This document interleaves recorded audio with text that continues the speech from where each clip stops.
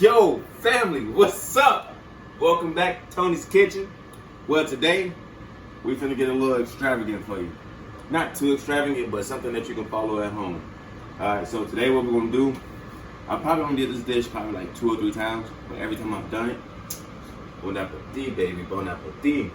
So, what we're doing today is, we're doing some stuffed chicken with cauliflower and broccoli on the side. You know, the contrast between the cauliflower and the broccoli is going to give our chicken a good color. So, stuffed chicken, what do you mean stuffed chicken? So, what we're going to do is, use some cream cheese, some spinach, and some chicken breast, slice it open, stuff it in, bam. That shit is going to be good. Okay? It's going to be good. Alright, so now what we're going to do, I already got the broccoli and the cauliflower steaming. It's going to take the longest. I'm going to use my nice cast iron skillet. Let's put some more heat in this. To, you know, do my chicken in. So what you're going to do is, you're going to mix the cream cheese, the spinach, and some Parmesan. You can get the grated Parmesan, or you can use this. Both work fine. I've used both, so they both work fine. Salt, pepper. Get you a little garlic for the stuffing. Get you a little garlic because you're still gonna season the stuffing. So you can put a little garlic, onion, just a little bit of onion. Put that in there, and you'll be good to go. So let me go ahead and get this prepared, and let me show you how the end look. All right, so that was my onion powder. I don't do no type of measurements. I just go by feel and heart. By feel and heart. You know? Because when you get to a certain level, I mean, yeah, seasoning, like measuring everything is fine and all. But you get to a certain level, and you be like, you know what? I got this. I don't need no measuring. He also put garlic. He forgot to say garlic. Oh, I didn't say garlic. I'm sorry. Hi, it's me. I'm right here. Because this kitchen is seasoned with love. Cream cheese. And for the holidays, I'm gonna show y'all how one of my boys back at the old station, how he taught me how to make some cheesecake. Cause I never used to like cheesecake at all. So shout out to my boy Troy, cause Troy boy showed me how to make some damn cheesecake, and that shit be bomb as hell. It is bomba. You should have a bigger bowl, babe. Yeah, no, it'll be alright. Don't need to be that big.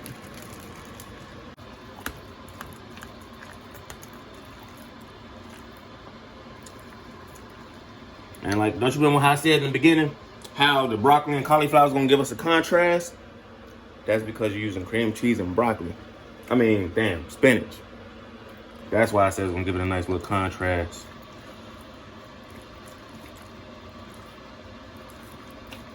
I can't wait to show y'all what we're gonna make for Thanksgiving though. I can't wait for Thanksgiving. My mouth just watering thinking about Thanksgiving. He wanted to do mac and cheese like 2 weeks ago. And I was all like, boy, if you don't wait like 3 extra weeks. Well, mac and cheese, you can never get tired of eating mac and cheese. I don't care who you is. Mac and cheese with some sweet potatoes. Yeah, that's what he wanted to make for dinner one night. And I was all like, boy, like we're about to be in November next month. Like, we can wait.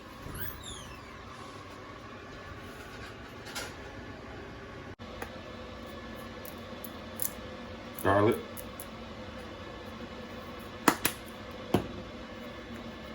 Because all those ingredients that I just added is going to take the flavor away. You don't want to take your flavor away. Because if you do, your shit going to be bland. And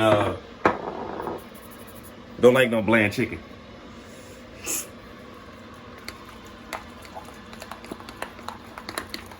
You just stir it up.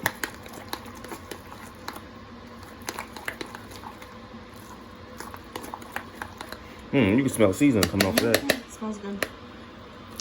You're not gonna use all this So one thing of cream cheese, you could probably do like 8 chicken breasts, depending on how much you stuff it. But if you don't, you can use the excess, put it on top of the chicken, and then that way it just melts like almost like a garlic herb butter. So you can do it like that, and you'll be like, that's that good. You can do that because I've learned from the past that I've used one thing of cream cheese and I've had more cream cheese left over. I could have made a dip out of it and anything.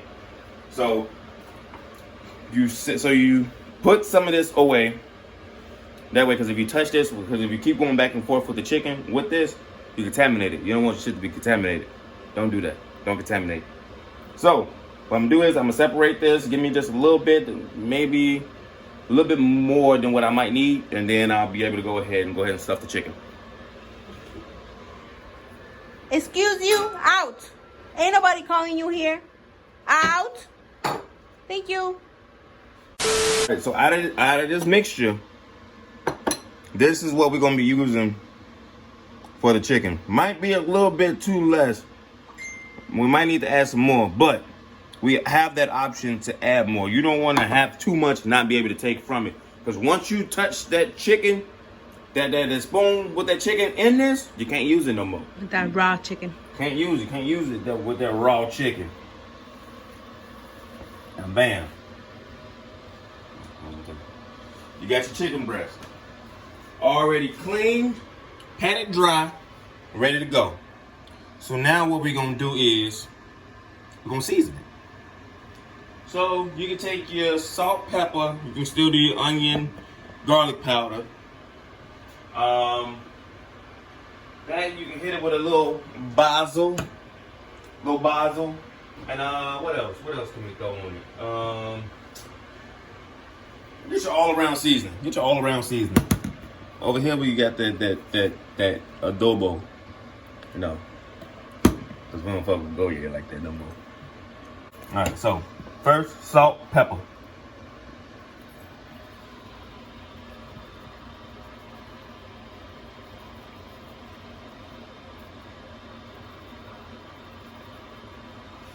Salt me.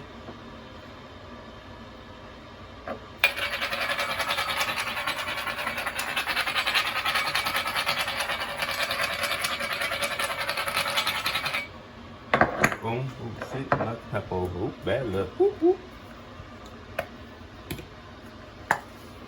And also make sure you got some bleach water handy because like I say, cross contamination is not a good thing, baby.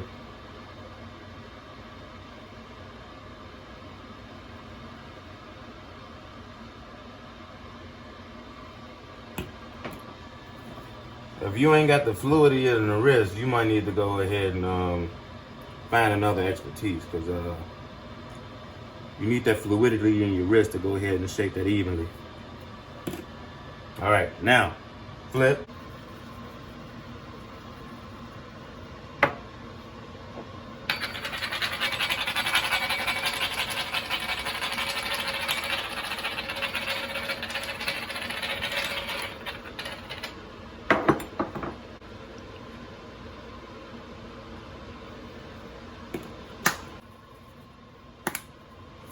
Put my seasonings up.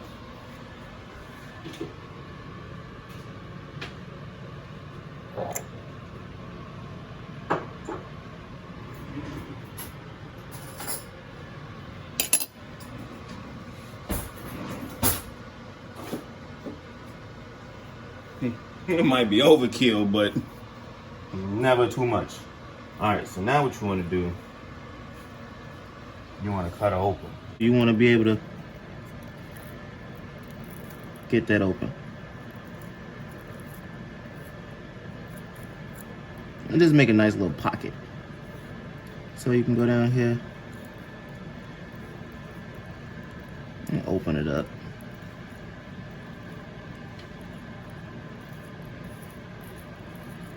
So that's a nice little pocket for us. Move it on to the next. Don't go too low. Don't go too high. Go like right about there. And angle your knife up. through. And that's another thing. You don't want to go all the way through.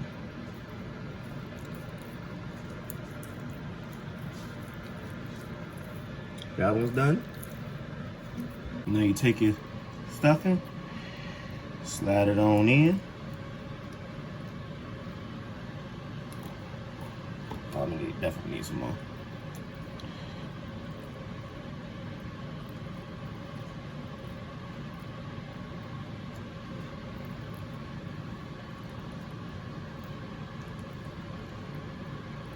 I have to get it all the way in the chicken. Boom. Stuffed. Not coming out the bottom, not coming out the side. This is just straight stuffed. Alright. That one's done. To a thicker cut.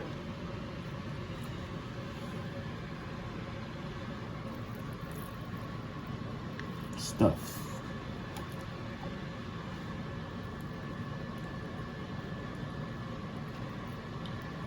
And see, I try to make a cut all throughout the entire chicken.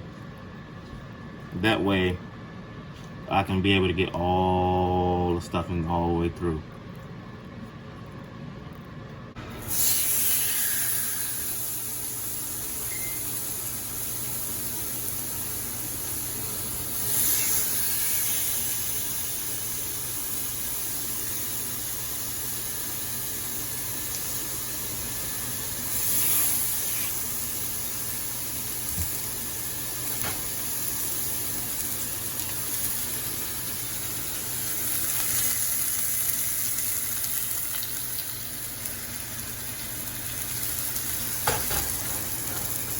Boom.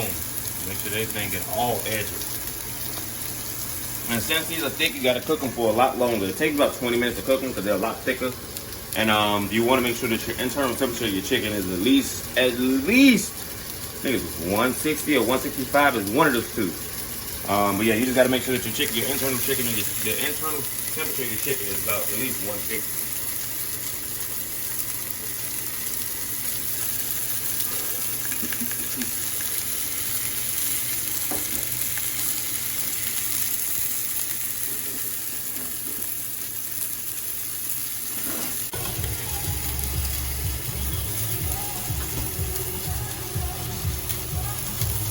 So now, gonna flip them one by one. So, I'll leave this one first. Give them a little shake.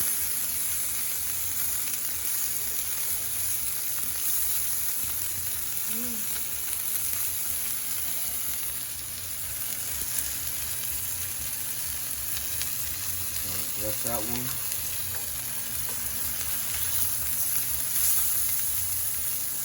That one.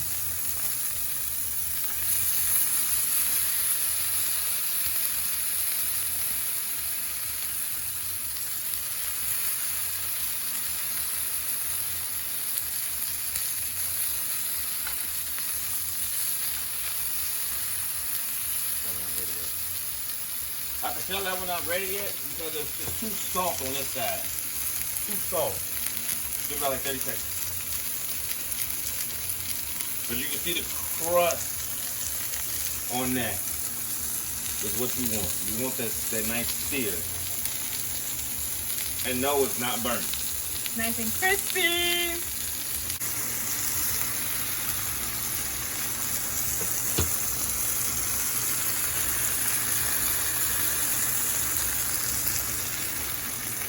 This is what you get when you mess with Chef Tone. This is exactly what you get.